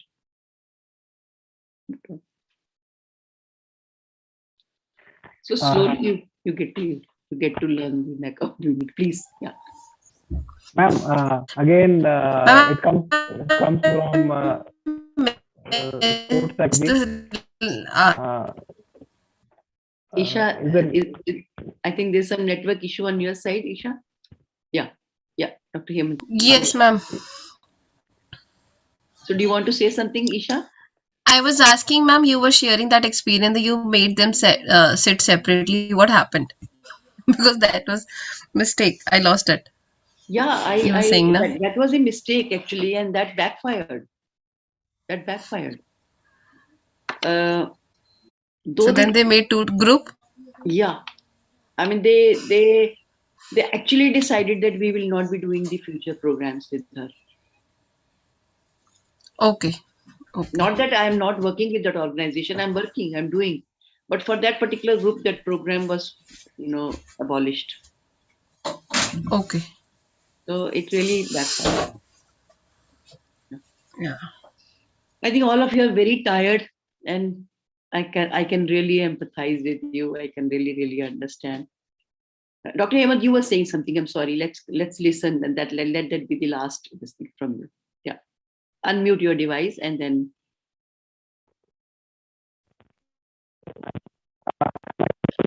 आपका network उड़ गया. Actually, I am getting a bit of disruptions in the audio sometime back. So as in sports psychology, again teaches a lot of things. Whenever a batsman in the game of cricket or in other sports comes to the crease, however reputed he is again given those little things which is only he can hear or this thing. Yeah. So gives that confidence and to do his craft. Yeah. So again his mental toughness is required so that you will always get that. You cannot have control over things. Often will come at you. So you are good at your skill, no doubt about that. Exactly. But on mental side, you have to have that set and to confidence. Come over it. Yeah. So you can answer by your craft, not for this thing, because then again they really want that you get disturbed, and then your whole inning will mentally you are not in that frame of mind, and you will give that.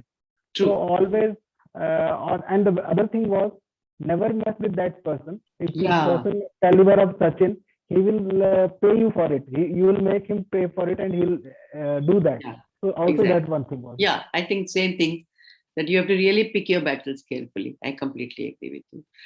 So I think with this, we would end this session here. It's almost like 10:05 and all of you are tired and sleepy and hungry, I'm sure. So I'll share the Google link in the WhatsApp group. Is it okay with all of you? I can share it right now, but I don't want to hold you for it. Then I will also share the Google link. I'll just show you the questionnaire that I had on my mind. Not the questionnaire, sorry. What did I want to tell you? Give me 1 second. Even I'm losing words now. Where is that? Yeah. Can you see the screen? Is it visible? Yes, so I'll be sharing this Google, document with all of you, and I'll make you editor so that you can write your name. So these are the topics for different facilitation skills.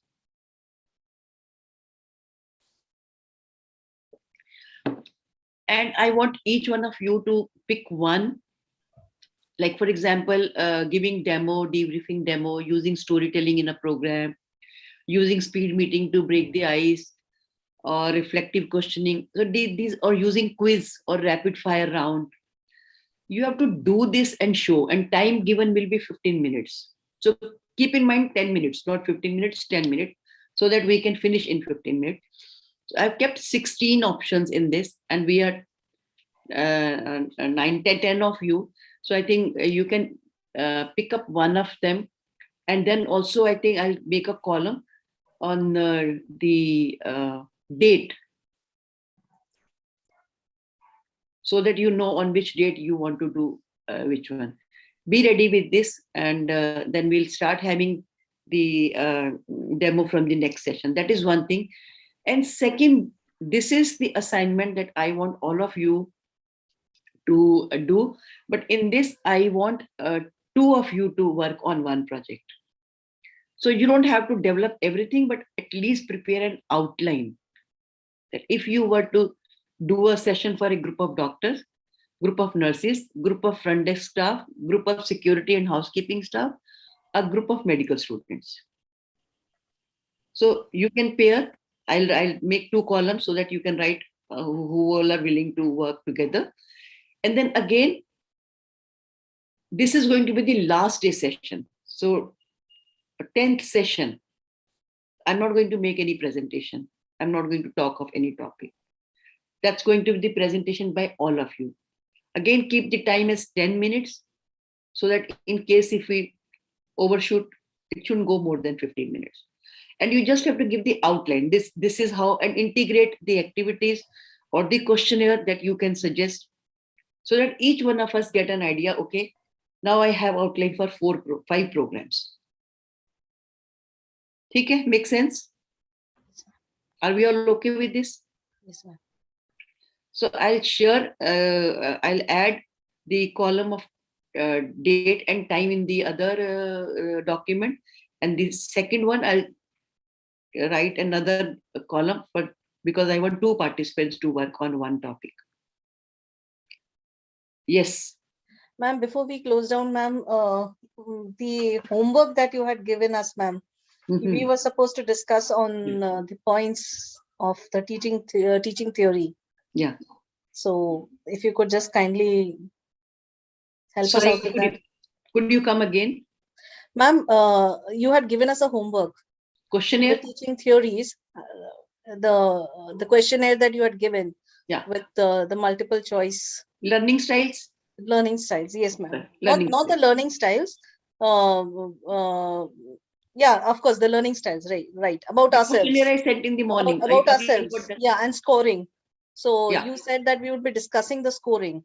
I didn't bring it here because I thought we'll be spending time on that and we'll miss on the important discussion. So how do we understand, ma'am? I will explain to you. Quickly, I will explain to you. Read each statement, you will get to know what is being referred to. One is for visual. Okay, let me see and tell you it quickly. And you will be able to score it yourself.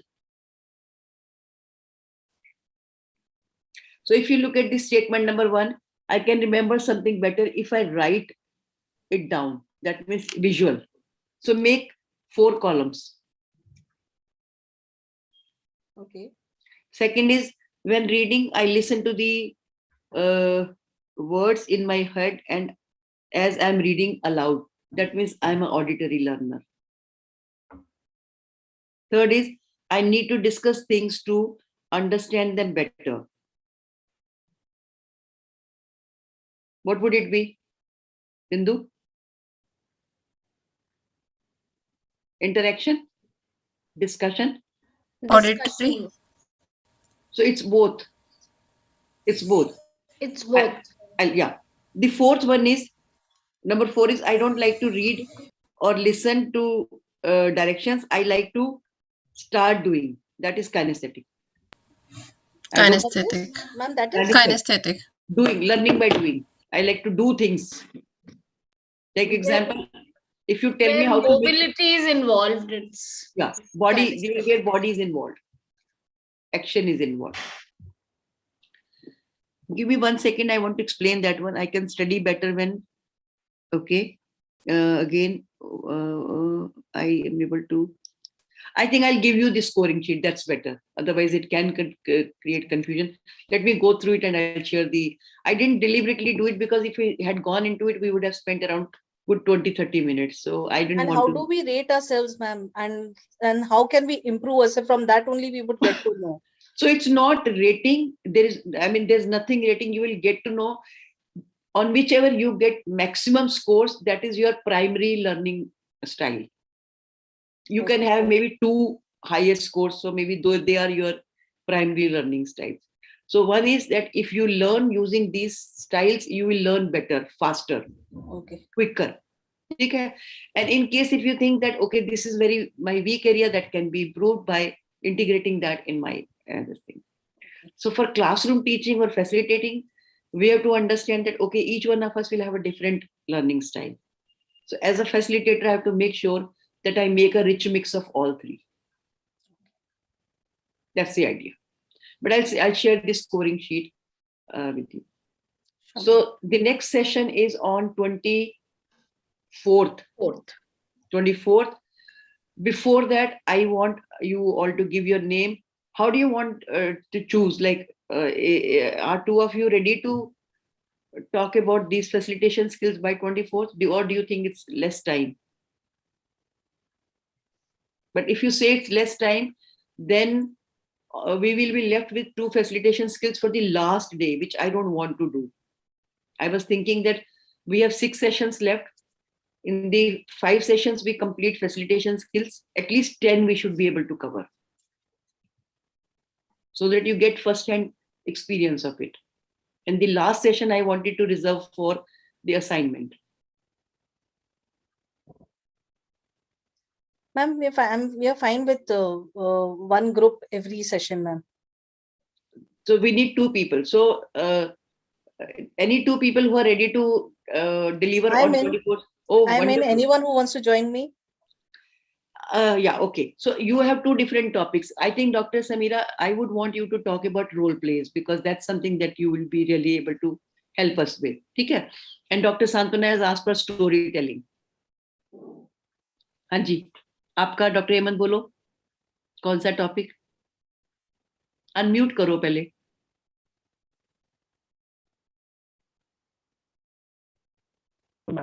We have to start from next session.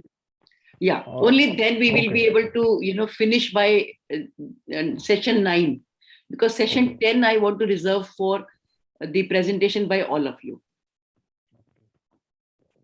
Okay? And are you okay with this format? And all these 6 sessions that we are going to have, 5 sessions, I will be covering one topic each on this, but I will not take more than 1.5 hours, or maybe little less than that. And 30 minutes will be for all of you to present your assignment. Make sense? So I'll immediately share I'll make you all, editor. You can write your name. And therefore I've given 16 options. So you can choose whatever you want to do and fill in as early as possible and write the date also. It's better if you be ready by next weekend, so that whenever your turn comes, you can present it. Don't wait till the date. Then after 24th, 28th, I'm not available. So one way is we have the session on 27th, or otherwise 30th. I don't want to miss this session. Only thing is we can change the date here and there. I'm 27th. 27th. Is okay with you, Beauty? Yeah. What about others? Are you all okay? Wonderful. Although on 28th, I have an early morning train to Ludhiana, but I still want to do it because I don't want to. Then it's fine, ma'am. We can move to the next day. 29, we can do it. That's okay. No, 28th, 29th, I'm not in Delhi. Achha. That's the thing. 30th, again, I have a session at MAMC. 27th, I have a session at MAMC. Let me see. Most likely, we will have a session. I don't want to not miss any session. Okay. I will see that we have it. Unless I am really hard pressed, then I will request that we need to postpone. I hope that's okay with all of you. Yeah. So I'm right away sharing the Google link for the form, a feedback form, and then also link for the writing your name for the assignment. Good to go? Good night, everybody. God bless you. Shabba khair. Good night, ma'am. Good night, Good night, all. ma'am. Thank you so much. Good night.